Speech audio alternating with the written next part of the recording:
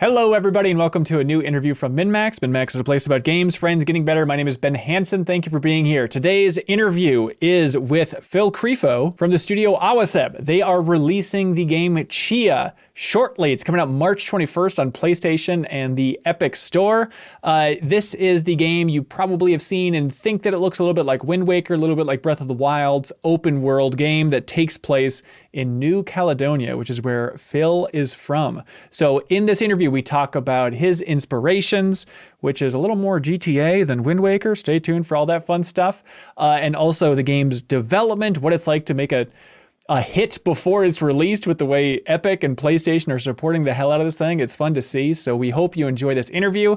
You can always jump to a particular point in the discussion if you're curious, because with all of MinnMax's interviews, we always break things down to the timestamps. So if you see that, you appreciate how things are broken up for your convenience, we would appreciate it if you subscribe to MinnMax's channel, help share this interview, and you can help support this content directly by going to patreon.com/MinnMax with 2 N's. If you support us at the $5 tier on Patreon, you unlock the podcast version of this very interview, all of our other interviews, and a bunch of other bonus content. If you've ever had a moment of just thinking, hey, I'm glad MinnMax exists. I'm glad Independent Games Media exists. We only exist because folks like you actually go to that website, patreon.com/MinnMax, and they unlock benefits. So if you've appreciated us recently, that's a great way to show any support. We appreciate whatever works for you. But we hope you enjoy this interview. So without further ado, here's Phil. Phil, welcome to MinnMax. Thank you for having me. Yeah, thank you so much for being here. When I emailed you, you said something like, not to immediately go into MinnMax mode, but you're like, oh, yeah, I've been a Patreon supporter since day one, which was very flattering to hear. So thank you. Yeah, my pleasure. I mean, thank you for all the cool content. I might have lied a bit about day one. I cannot be 100% sure, but I followed from GI, so I'm in the early days. It's super humbling. That's awesome. How'd you find Game Informer then? What was your journey there? The Game Informer was my go-to, outlet for news since I was a little shrimp, and it was just like replay, like the Overblood replay. Was my initiation into video game deep cuts and kind of like, getting way too much into very weird stuff. And then I just took it from there. And MinnMax was right up my alley then. That is so sweet. So you found that Game Informer from YouTube or the magazine then led to you checking out Replay? I don't think it was from the magazine. I think the first GI magazine I got was an Australian issue, which is kind of it's a separate thing because in New Caledonia we didn't really get like American stuff, but we somehow got an Australian issue, and then it was mostly online at first on the website, and then the YouTube channel mostly, and the Facebook group, of course. Gee, wow. All right. You are in the weeds. I'm sorry. Everybody else watching, forgive me for immediately starting out talking about myself and Game Informer and all that fun stuff. But like I did you go on the trip with now editor-in-chief of Game Informer, Matt Miller, to New Caledonia? Because didn't he visit it for like a big feature? Yeah, it did. He joined us. That was late last year. When was it? Gosh, it wasn't so long ago, but we've been so busy. It was a few months ago, and we did a big trip with all the teams. So basically, we were reaching kind of like the last stretch of development. Right. And we grabbed the whole team and we took them on a 2-week trip in New Caledonia where they got to, meet the locals, meet the locals who worked on the game. They got to visit the landmarks we recreated in the game world and things like that. And Matt from Game Informer joined us, and he somehow ended up on a 5 a.m. flight to the most remote island after flying 30 hours from Minnesota. And then 24 hours later, he was scratching his whole body on some coral reefs. Wait, he got all scratched up? He got all scratched up on the coral because the sea was very, very... It was super windy. It was not the ideal day for it wasn't scuba diving. It was just snorkeling. Right. But if you want to see some coral reefs up front, you gotta you gotta scratch yourself a little bit. So it was a bit intense, but it was such a cool trip. Like Matt was really like, he was a real trooper about it. Like it was not an easy trip. It was a lot of, sleeping in huts and a lot of traveling and a lot of walking, like hikes and things like that. And he was on board for everything. And it was so nice to have him around. Oh, that's nice. The article he put out about the whole trip and the game afterwards was like a big highlight for the whole team. Oh, that's so nice. Yeah, it helps that he's one of the sweetest guys around. Yes. Did you bug him and ask him a bunch about Overblood and a bunch of other stuff that he didn't care about? No, I didn't. I tried not to nerd out too hard on him, but I did try to get some inside baseball on how GI works. I was super interested to get a little bit of insight on how those big cover stories work out. How do you get a GTA 5 on your cover? How do those strips go? How do those interviews go? And that's always been like so mysterious to me that it was I might have bugged him a little bit too much about it, but no, it was really nice. Yeah, the answer is just, I don't know, long-lasting relationships and a lot of emails back and forth and schedules working out and Rockstar pulling out 6,000 times, and then sometimes it happens, as far as I understand it. That's so sweet. It's interesting that you would go back to New Caledonia towards the end of the development with the team. Did you consider doing that early on? It seems like it'd be helpful for kind of like, broad concepts, getting art palettes down, stuff like that. Yeah, for sure. Ideally, it would have been cool to do it a bit earlier. Financially, it was not easy. Well, we didn't have a lot of money to throw around. Being scrappy. Early in development. So we're like, there's a core team there of 5 people who are from New Caledonia. So let's do our best to communicate to the rest of the team who are mostly from France, what it's all about, what we're trying to recreate there. Yeah. So it was a lot of sharing experience of growing up there, a lot of, video footage, a lot of reference images. And they really, embraced the whole thing, and they really, took it to heart and very much understood and caught what we were trying to recreate. At that point, it wasn't so much like a scouting trip to get references, because all of that work was done up front. It was more of a celebration trip around, this is what you worked on. Right. Let's go ahead and celebrate it. And basically when they got there, they were like, they recognized all the stuff they had worked on, and they did get some stuff back, a little bit. As we were trying to, limit the number of tweaks we were doing based on the trip, it was still a lot of notebooks of notes. Oh, that color, the color of that hut is a little bit darker than we have in game. Let's tweak that. It was like minor fixes like that, but the whole, concept and the whole essence of the place, they really captured early on. So it worked out. But yeah, it was a really good, cherry on top towards the end of development. Yeah. Can you talk about the studio? Awaseb, you're based worldwide or mainly in Montreal, or what's going on here? We're based in Montreal now. Okay. We moved a couple months ago, like a few months ago.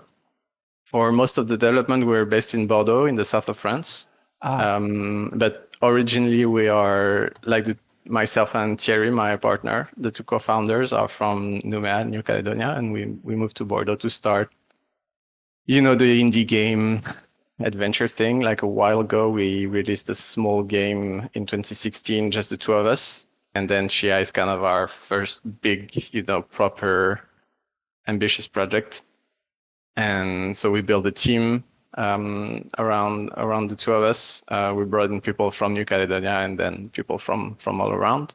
And then later on into development, like about a year ago, we joined a publisher called Kepler Interactive. Right. Alongside the Slow Clap folks, who just ship Sifu, and Ebb, who just ships Scorn, and a bunch of other really cool studios. And we're kind of like the smallest studio in there, like kind of the underdog, which is a bit weird and a bit like it really triggers the imposter syndrome a lot. But that made us like really comfortable to look far ahead and to have proper ambitions for the studio, which can be tricky when you're like fully indie and having to chase budget project to project and things like that. So that comfortable position allowed us to basically sit down and think, if we were to start the studio right now, where would we go? Where would we do it? And Bordeaux wasn't really, our ideal scenario. We kind of ended up there basically by throwing a dart on the map. And Montreal had always been, kind of exciting from a video game scene perspective. And so we decided that the next step for the studio was to build something there. And everyone on the team was so attached to, we built a very tight-knit team with just 9 people, and everyone was like fully on board to go on the next adventure. So we are a Montreal studio now. That's awesome. Very far away from the tropical landscapes of the game, but it's exciting. Yeah, but there's so much, I'd imagine there's still so much development talent up there, and people from Ubisoft and, Warner Brothers are always looking for the next adventure, so it's going to be a little easier for headhunting if you're interested in building up the studio in the future. For sure. Yeah, I mean, the goal is to keep growing like steadily and to, reach the potential of the studio. We don't know exactly what that will be, but we from our first project as 2 people to Chia as 9, it has really benefited the studio to grow. So growing, it kind of feels good right now, and we'll stop when it starts complicating things. But yeah, it's also Montreal is really good for that, but it's also very competitive. So it forces us to step up our game, to build a very cool studio culture and to, establish ourselves as a great place to be and cool games to make. Yeah, if I may, help out your imposter syndrome at all, it's amazing how everybody is so optimistic about this game. It's not out the door yet, Chia. You sent out to Playable Build a while ago, and it's even playing it. It's like this seems very good. Seems to be where the entire industry is at right now, and so hats off already for making this happen. I mean, I was blown away during the state of play. When Sony, the narrator voice, right? Yes, coming on. I wasn't expecting that. I know. It's Chia is one of our most anticipated titles. It's that's a bold move from Sony to declare out there for, a team that trying to do research. Who are these people? Where did this game come from? What is Awaseb? So hats off. I mean, how are you feeling right now in the weeks before launch of this thing? Well, first of all, thank you. Then second of all, I'm not sure how much that AI voice says about Sony's stance on anything, but it was a nice touch. I mean, I feel good. I feel good about the game. The more I play it, the more I think it's solid. I'm at that point where every little glitch, my main concern now is, optimization, stability, the glitches here and there, but from a design standpoint, what the game's all about, what the game has to offer, I think is very solid. I think is way above what we set out to do early on. So I'm more than satisfied with the game, and now it's all about ironing out the technicalities of actually, it running properly and things like that, which it does, but I really want it to be a smooth experience because it's such a contemplative, exploratory, moody kind of experience that any hiccup you really feel it. We're that kind of game where any little thing that happens kind of takes you out of the flow of it. So we really want to make sure to smooth all of that out, but. Yeah, I don't know, I'm happy. I might be too deep into it right now to really realize what we're making, but we'll see. I'm confident.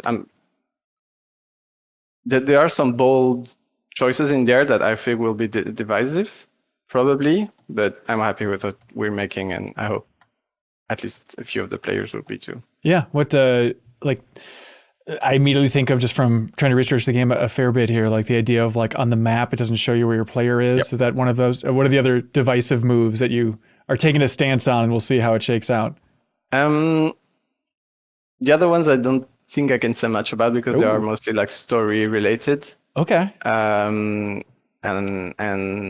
I think we're leaning a little bit outside of what people are expecting from what we've shown narratively. I think we're, touching on themes that are unexpected for kind of a very joyful colorful type of game, and we're kind of going into deeper, darker stuff in the story, more personal stuff with the main character and that type of thing. Yeah, which I'm excited to know what people think of. And yeah, then in terms of gameplay, it's the map system is definitely, I think, something different that we're trying to do. I think it works. I think it's kind of the sweet spot where the map is not too big, so it gets like it hinders your experience because you always have a landmark to see in the distance. So I think we found the sweet spot with it.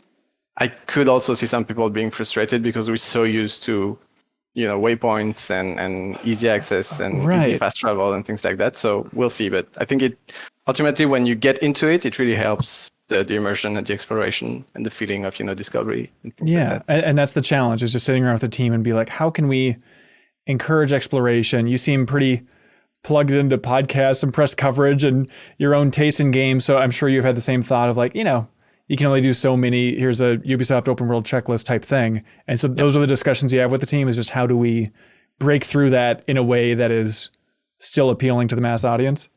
Yeah, definitely. I think we're not trying to, like invent a new genre or anything. It's very much walking in the footsteps of games that have done it really well before. But then when we had our skeleton, we did sit down and think, what choices do we make so that we get the most out of that skeleton, the most out of that archipelago we built? What makes it the best exploration experience? And the solution for us was having a very toned down map system, so to keep you immersed in it. And I think that's probably the weirdest move we have on the gameplay side, and if people can resonate with that, then I think the rest of the game is fairly accessible and not too out there. Yeah. Okay. Well, we want it to be a little out there, like the right level of out there is, I think, what people are hoping for.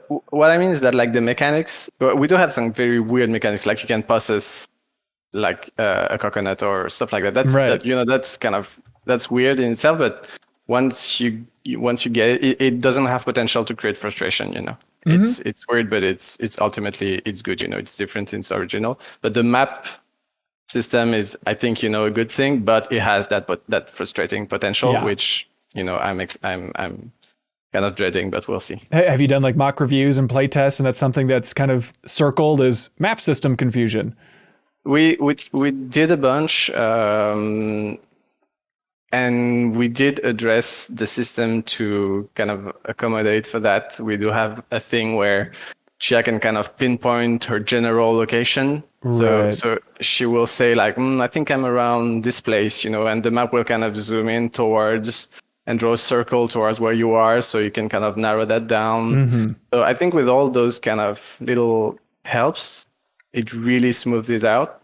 But we haven't done like a proper, like, larger scale mock review or playtest session since we've done those changes, so we'll see. But I think the preview builds that went out, it wasn't a big point of contention. So I'm fairly confident. You want to just take me back to the origins of this project? I know you've probably told the story 1,000 times, but how did this thing come to be?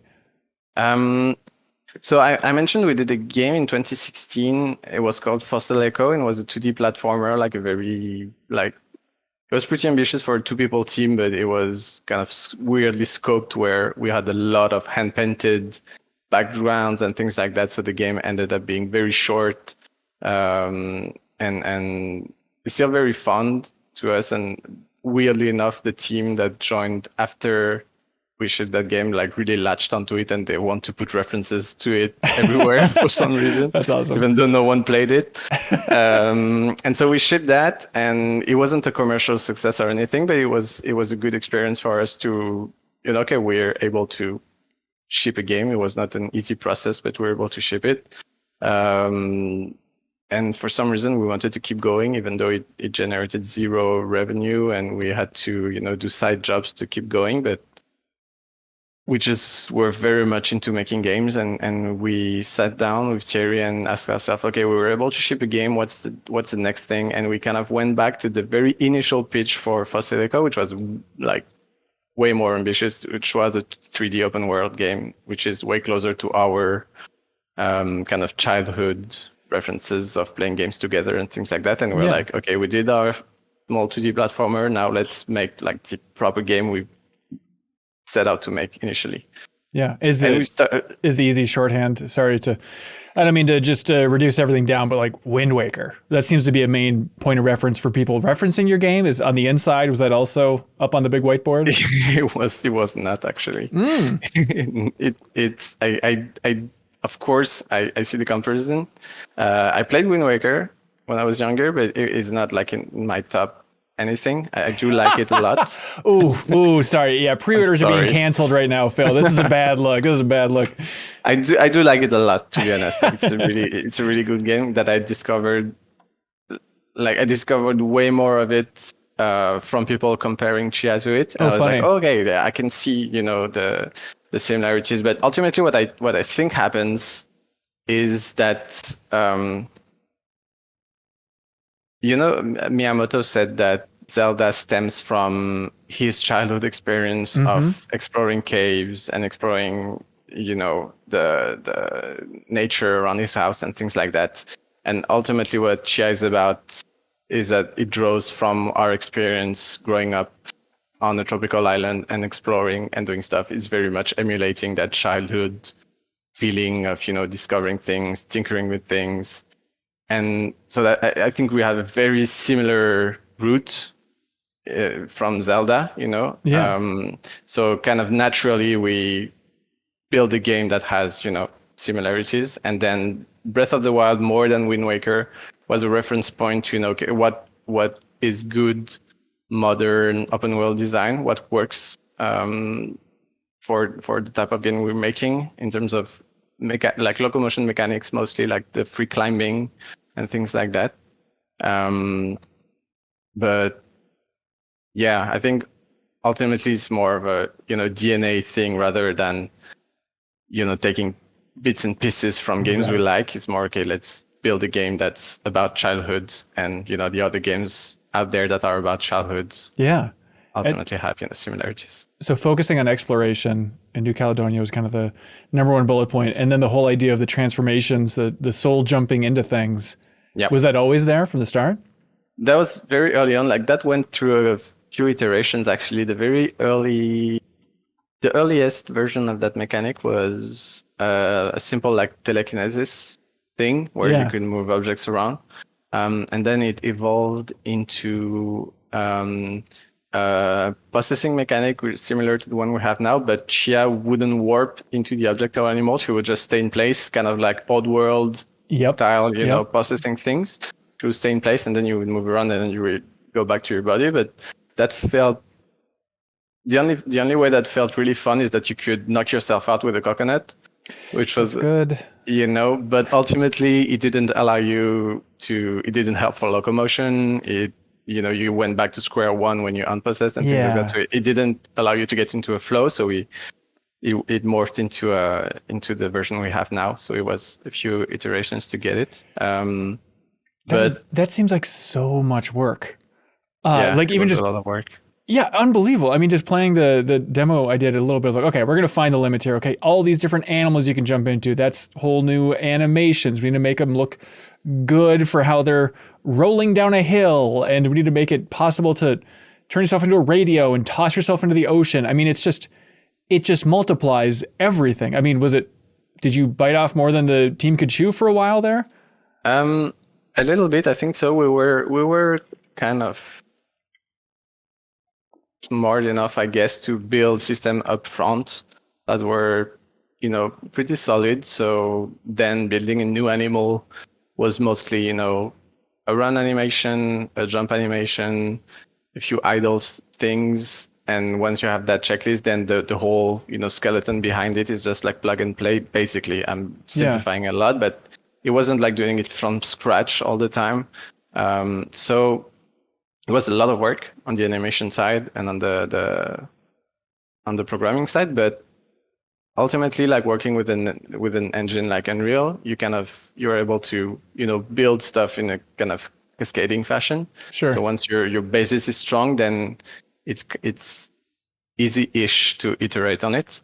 But you will see your share of clipping through the floor and things like that. In terms of animation, like I think quadrupeds and things like that, they're very solid, but animating a snake is really tough. So, if you stress test the systems, then we were okay with a little bit of clipping and things like that. But it's really solid. I think it works really well. Yeah, it's worth it. I mean, a little janker on the edges, we don't care. That's fun. I'd rather have fun and feel infinite possibilities when I boot up this game than worry about like, well, that leg was going through the hill a little bit, so this is being docked on Metacritic in a big bad way. It's like, I think there's a thrill to that.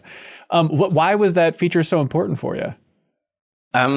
So yeah, like I mentioned, like it went through a couple of iterations, but the last version we nailed was when we kind of sat down and thought about how does that feature translate to the New Caledonian culture, and that's kind of a question we ask for every feature in the game.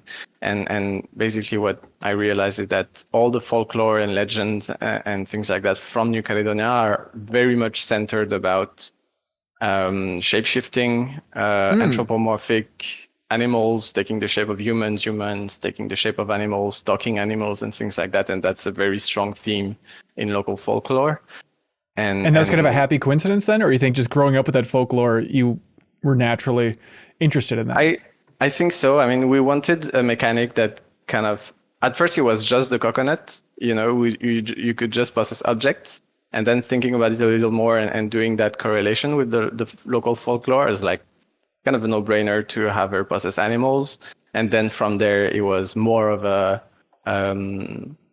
gameplay, like a game flow thing to have her actually warp into it. So it's kind of, a layered design process when we're like, okay, we're inspired by a specific culture. What do we draw from it?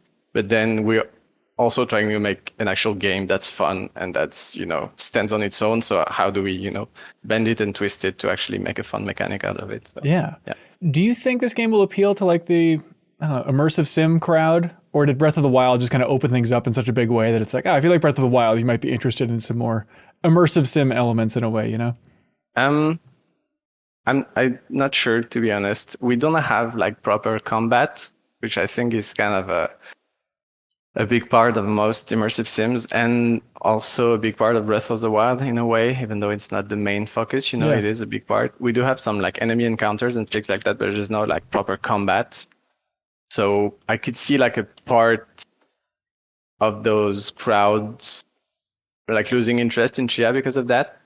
But I think we kind of compensate that with people who are very much into more toned down exploration vibe kind of experiences. So I think it kind of evens out. Yeah, totally. It's like, to be honest, like market research and who's the game is for, what's the target audience and things like that. I don't think about. I just want to make a cool game and we'll see.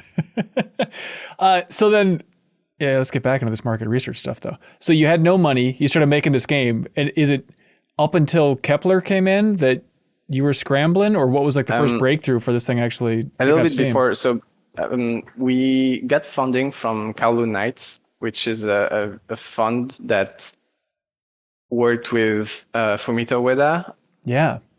And Teddy Deef from Hyperlight Drifter. Right. OFK recently. And so basically they announced, okay, we're a fund, we're working with those folks. And that was right around the time where we were looking for funding. And I was like, okay, this is really cool. Like, I'm a big Ueda fan and this seems super interesting. So I reached out, and basically we were the first and only at the time game that they signed from like a cold email. All other projects, it was like people they knew and things like that. So that was kind of a big step for us. It's like, okay, they were big enough on the project that it worked out. And so basically Kowloon Knights is like a fund, and Kepler is the publishing arm of that fund. It's the same core team around there. So Kepler came in a little bit later on. but Kowloon was like very early 2019. And before that, it was just us, working side jobs to be able to afford prototyping part-time. Yeah. And yeah, we pitched with a very, very small prototype, but it worked out. And now you're at the level where Epic and PlayStation are knocking on your door. Well, we knocked on their doors. Banged on it. Okay. That was also quite a journey, because initially, like very early on, we had signed with Stadia. Oh, really? Yeah, we were set to release on Stadia very early on, before they canned everything, and so we were kind of in a tricky situation. And Sony had seen the game before, and they had, really liked what they saw, but it didn't work out the first time. And when we were like, okay, we still have this game, Stadia didn't work out, and Sony was like, which still baffles me, because the game was announced, on Stadia and things like that. So it's a tricky sell for Sony. You would think that they would, favor like exclusives, like unannounced stuff, but they were so convinced about the game that they were okay to pick it up. And yeah, that's still not sure how that happened, but that's amazing. Yeah, very, very happy. That's really amazing. So you don't have to dive too much into the weeds on this, but I'm just curious, like, so Google paid for a good chunk of this game's development then, and then Google Stadia goes away, so therefore whatever, and then Sony can just kind of swoop in and be like, it's ours now, thank you, Google. Moving on. So basically, I'm not sure how much I can say, and you might have to cut that afterwards. But it did, like, when you sign kind of a publishing deal, not a publishing deal, but like a platform deal, they don't pay everything up front. So basically, when Stadia got canned, we were supposed to get a lot more than we actually got. But what we got, they were like, you can keep it. So that's a good deal for you. Sure, yeah. It's a bit of a bummer, because we announced the game on a platform that's now dead, and we have to kind of remarket it. Thankfully, it didn't make a huge splash when you first announced it, so the communication was not too hard to circle back around. But I mean, is there a world where this game wouldn't exist right now if it wasn't for Google Stadia and that period of support? I don't think so. I think we would have found someone else. Okay. I think. Yeah.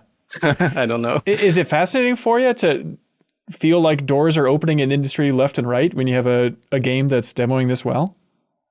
It's a bit unreal, to be honest. Like, this game is inspired by us playing games on the PS1 and PS2 when we were kids, and now this game is going to be on PS5. It's yeah, it's strange, but the people there are so nice, and it's a very human process. Yeah, most of the time. That sometimes when I take a step back, I'm like, this is really, really incredible. But when you're actually making it happen, it's very, very smooth process, and people are really into you find out that even though those are like really big corporations, the people there are really, really into games, and are really into people making games, which is what I'm here for. Yeah, that's sweet. What games come to mind in particular from the PS1 and PS2 that you were trying to harken back to with this thing? So I'm a big GTA person. Okay. Which has nothing to do in terms of tone, but what I like nail it down to for me is like, I was big into GTA 1 and 2 at the time, but then when 3 came out, like, of course, that kind of changed the world. Yeah. Yeah, it changed the world, and it changed my perspective on what games could be. Like, it's a very cliche thing to say about GTA 3, but I mean, if you were around in 2001, then it's a bummer if you didn't if you didn't get impacted by GTA 3, because that was a really turning point. Yeah. And I think back then it made me into a big, gangster movie type of vibe type of person. I was really into it, but then I realized later on, as I grew as a person and as um, a, a game maker, I guess, that what really struck me in the GTA franchise was not like the tone and the stories and the vibes, even though I liked them. It was the world building and the open world design, and the fact that you could create a place that people could explore on their own volition and at their own pace, and that if you did that right and you really nail that sense of place, then you really can catch lightning in a bottle in a way that no other art form can. And so that's my very long stretch, from GTA to Chia. But I love it. Yeah. No, so when you play the game and you look at the game, you're like, I feel more GTA 3 than Wind Waker in this thing. I mean, like when you play GTA as a kid or as a young adult or whatever, you like everyone has said like, oh, could you imagine if GTA was set in our hometown? Right, right. Everyone has said that, and that's basically what we're doing with Chia. That's amazing. That is not what people would expect. And then just a good layer of Breath of the Wild over the top for a little vibe and everything like that. Yeah, because like GTA is like that openness and that world building, but then like mechanically it's arguably like very dated, and I think Breath of the Wild is very much a next step, and I think a lot of people will speak and are already speaking about Breath of the Wild the way I'm speaking about GTA 3 as being a world changer in many ways. Yeah. So yeah, I'm really happy if we're able to capture some of that magic here and there and maybe make something special. Yeah. So how big is the team now? We're 9 people. Okay. In the studio, and we have a composer. Sound designers who are kind of like more of a free-flowing team, but they're like 3 people, 3 or 4. And we had the tech artist for half the development cycle, and a couple of programming support here and there, mostly through Kepler Studios, who had a little bit of bandwidth and kind of were able to lend us a hand here and there. But yeah, it's 10, 12-ish people total. I think that's significantly less than they had to develop GTA 3 with. Like, how are you making an open world with that size of team? Like, what is the strength of this studio that we're still trying to wrap our minds around from the outside? I don't know, to be honest. Like, we're trying not to burn ourselves out making it. There hasn't been like a lot of sleepless nights or anything. It's been a lot of trying to be smart about what we're building, trying to also like recognize when something is not working and we have to either cut it or rethink it to make it fit like the scale of our team and the knowledge that we have, and a lot of passion, to be honest. I think like we're like, the vision was established very early on. So when you have that, shining star in the distance that you're aiming for, I think it's easier than trying to, build a railroad as you're going. But yeah, I don't know, to be honest. I don't have like a magic answer to how games get made, but I think you can watch the Double Fine documentary and figure it out. Yeah, maybe I'm just too fresh of watching Psych Odyssey, and I apologize to everybody for watching or listening to this, and I'm bringing up Psych Odyssey again. But it's funny to like watch that amazing documentary and then hear if I'm reading this correctly, you being like, slow and steady, wasn't that hard? I don't know. 9 people can make an open world game that Sony embraces. Moving on, that's mind-boggling. Yeah, I mean, I haven't finished Psych Odyssey yet. Yeah. So I'm not sure, if there's a big twist there at some point, but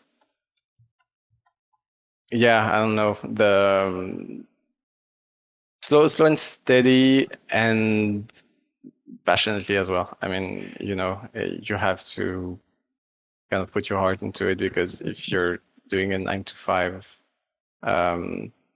it's gonna be tricky. But maybe a bit too much into it myself. But yeah. What's been the biggest challenge then for the project? Something you didn't anticipate? Production. Like, we didn't have a producer for most of the project. Right. So kind of like, you know, scheduling, deadlines, attributing tasks to people,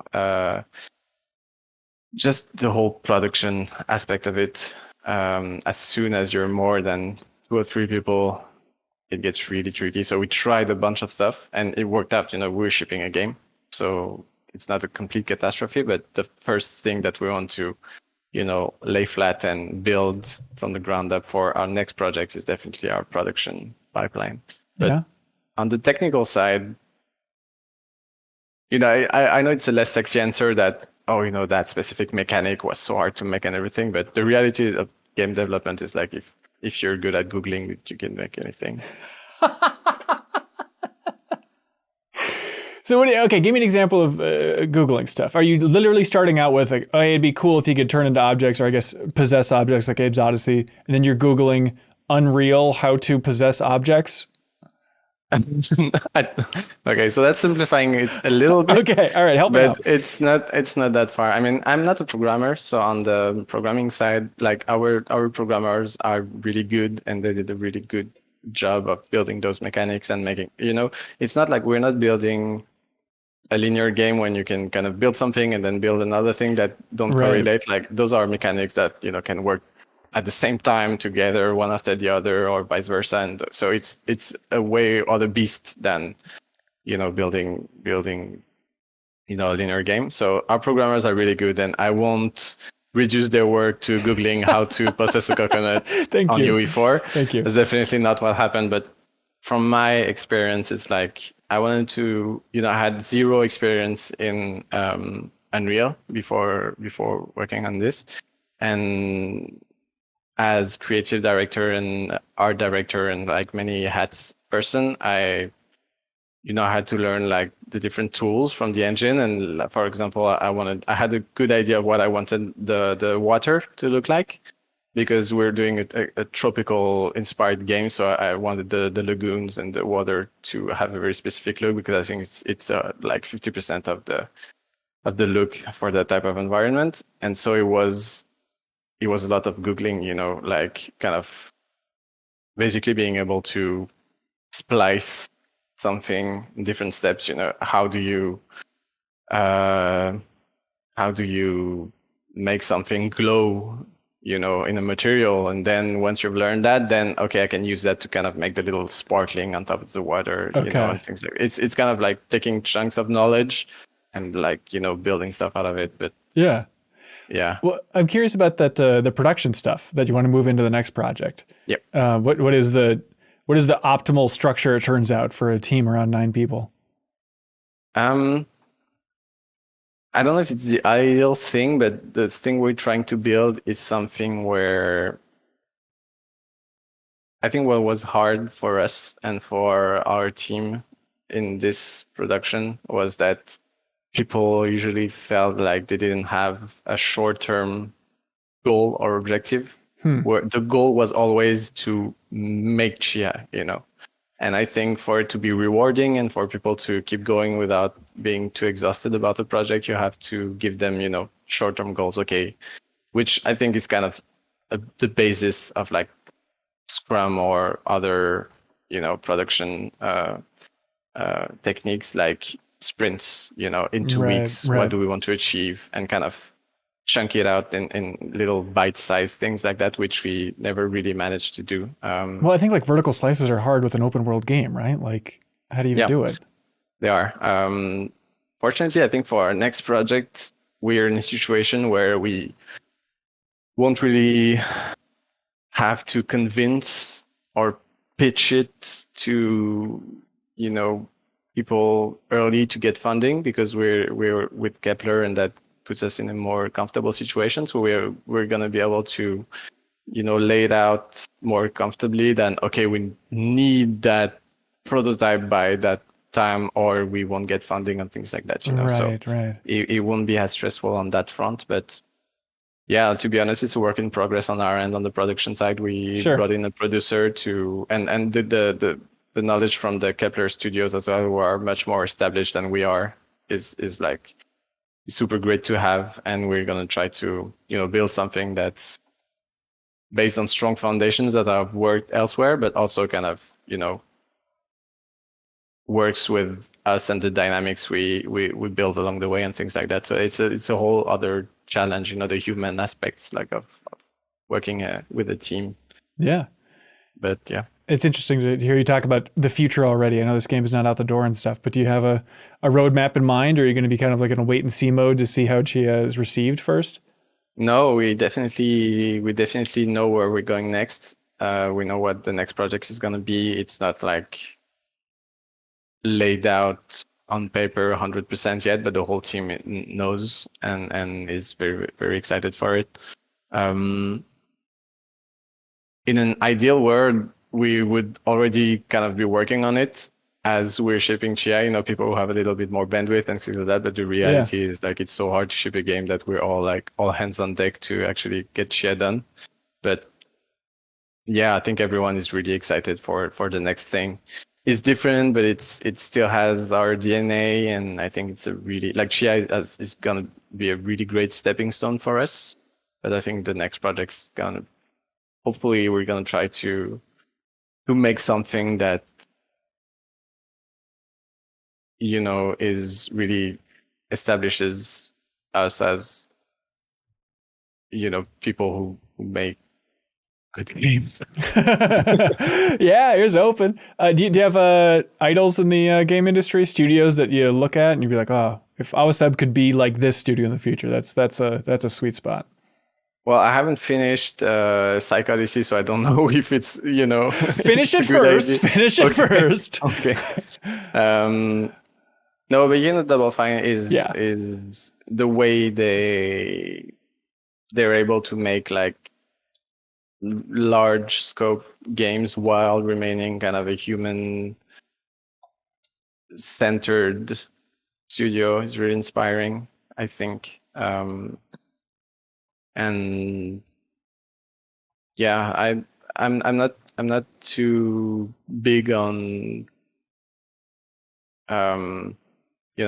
idols or like focusing on a specific person or a group of persons, but Double Fine, North Star. I love it. Yeah, I love it. You got to do it. I think they're doing something right for sure. Yeah. How about feedback so far for the game, for what you've shown? Has there been feedback that hit you especially hard at this point?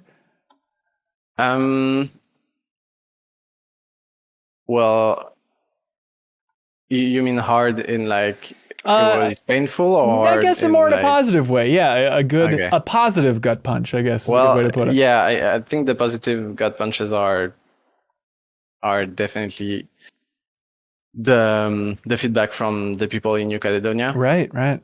Because you can't really rival the feeling of someone, feeling represented and seeing their homeland, which is like virtually unknown from anyone and unrepresented in any media, being shown in a state of play before millions of people, and having the Geo language, which is spoken by like a handful of thousands of people, being spoken in front of millions at the Game Awards and things like that. Yeah. And people reach out to us and are like, that was a surreal experience to see that. And that's always like, okay, this brings me back to the initial feeling of, it would be really meaningful to do something about that place. And then you kind of lose track of that because you're making a game, you want it to be fun, you want it to be cool, but then like people from the actual place are like, I see myself in what you're showing, and that's really, really, gets me teary-eyed often. Yeah, I watched the documentary series of you traveling around. How do you find those locals? Are they just people that you knew growing up, or are you working? Like, who do you contact to say, hey, we're making a game. Can you put us in touch with a group of school children so they can draw fan art? Like, it just seems bizarre. It's so the people you see in the documentary is mostly driven by Thoan, which is our translator on the game, who did all the translation into the JO language and like cultural consulting to make sure that we represented, the Kana culture in a proper way. And so we build a really, and he also plays a character in the game and sings a few songs and things like that. So we build a really, really strong relationship with him, and he kind of took us on a trip on the Leaf Island when we were there, and he kind of organized all of that, and he gathered the town folks and things like that to celebrate Chia, and that was very special. But the way you it's always a very organic process because you don't have an actors guild or like casting directors or anything, because like people in the game are not actors, most of them are not, right? So it was a lot of our team managers from New Caledonia and had done a bit of theater before, so she knew a couple of persons who knew a couple of persons, and it was a lot also of it was at some point like to find a few of the key roles. It was a lot of knocking on doors. Okay, do you know an old lady who speaks Jew? And oh yeah, I've heard like my neighbor's neighbor knows someone. She's in Lifu right now, but she's flying to Numea like next week. We went, you knock on door. Hello, we're making this thing. Here's like a couple. Can we sit down in your living room and read a couple pages of the script? And it was a really, really like it was an organic process, which can be, tiring, and you have no guarantee that it's gonna work out. But in the end, it's very rewarding because the people we work with are, like for most of them, it was their first experience working on anything. So it was really, it was a really human, aspect of the project. Like it was not us reaching out to, a list of actors and things like that. Totally. That's beautiful. Yeah. I thought it was really interesting just how I'm trying to remember, certainly in the trailers, I'm trying to remember if on the title screen even, it says a game inspired by New Caledonia. Is that something that you were just passionate about putting in there to highlight, or was it a step beyond that of the locals being like, put it in there? Like, where does that come from? It was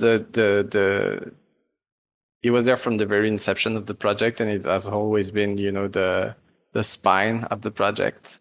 So for me, it was really important that it was upfront in our messaging, but also in the actual game itself. Yeah. So you'll see when you launch the game, you get,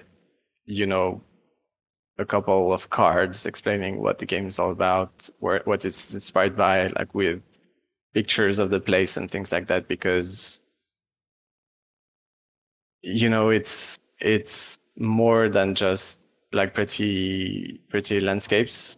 It's also people, it's languages, it's cultures, it's a lot of things that I think deserve recognition. We're getting inspired by something, and I think it's only fair that we give a little bit back by, it's not worth much, but what we can do is shedding a small light on that place that we love. And I think the project doesn't make sense if we don't put that cultural inspiration up front. Yeah. And maybe there'll be a big tourism boom after the game comes out. If it does well, it's a Hyrule on Earth that you can just go to, everybody. Go explore, please.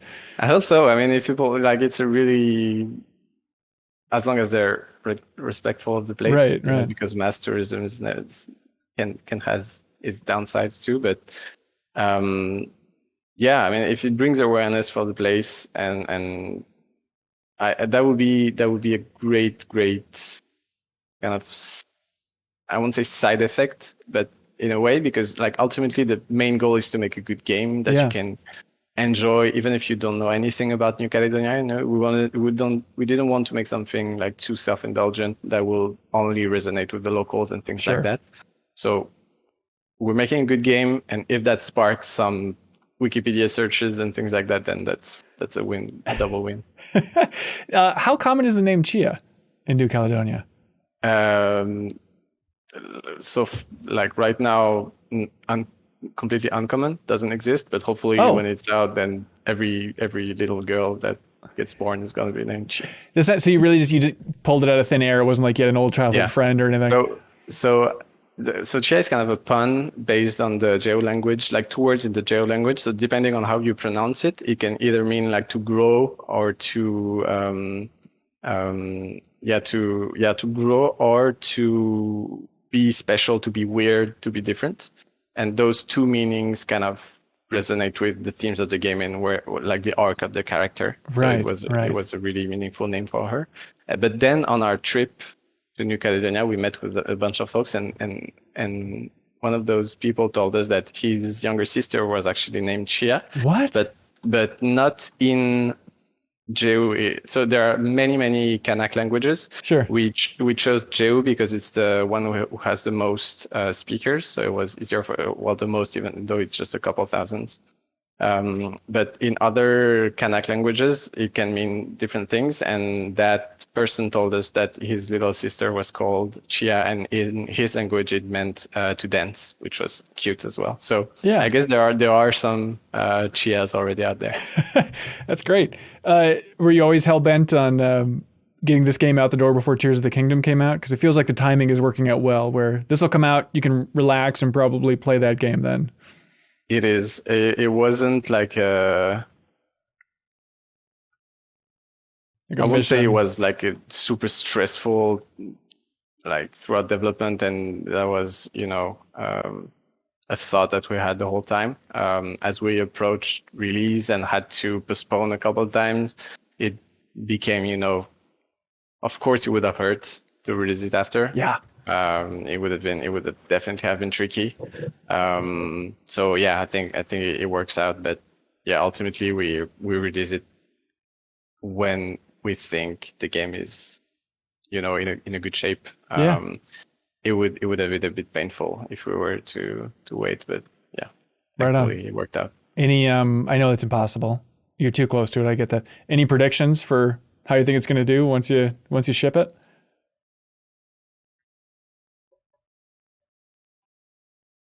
I don't know, to be honest. Like I really hope I'm gonna give the PR answer and say that I hope if it resonates with, I'm gonna give the Lady Gaga answer and say that if there are 100 person in the room, but one person resonates with it, then it's a win. Thank you, Lady Gaga. So GTA 3 and Lady Gaga are the main points of inspiration for Chia. I think I got it. Okay, this is a deep cut. This is me throwing a Hail Mary, and if it just whiffs right by it, totally fine. But thinking about like you being a fan of Super Replay at Game Informer and looking at this game, is there any Tale of the Sun in this game? Any hints of that old thing on PS1? Okay. I don't think so. Okay, that's great. The ball is safely flying right by your head. No harm done. No harm done. Awesome. Phil, anything else you want to say? No, not really. Thanks for the chat. I hope I didn't ramble too much. And you did it. Just reach out if you want to talk about Chia. Like, our DMs are open. We try to answer everything because we're making a game inspired by, human beings, and we try to, be human beings, even though it's not easy towards the end of development. But yeah, give us a follow and reach out if you want to chat about it. Right on. That's great. Yeah, March 21st when this thing's coming out on the Epic Store and PlayStation. And nowhere else for the time being. Nope. Okay, there we go, everybody. Chia, Phil, thank you so much for your time. Really appreciate it. Thank you. And thank you so much for watching or listening to this interview. There are many more interviews like it in the playlist that this interview is sitting in. So if you enjoy this type of content, you can help support independent games media by going to patreon.com/MinMax with 2 N's. You can help support it directly there, or you can just subscribe to MinMax on YouTube. We'd appreciate it. All right. Thanks so much, folks. Bye. You've seen the headlines. You know that the media landscape is consolidating. Having truly independent games media is more important than ever. MinMax can exist independently as a place about games, friends, and getting better, but we need your help. The good news is that it's easy. Just click on that subscribe button or unlock a mountain of benefits by going to patreon.com/MinMax with 2 N's. Thanks so much, everybody.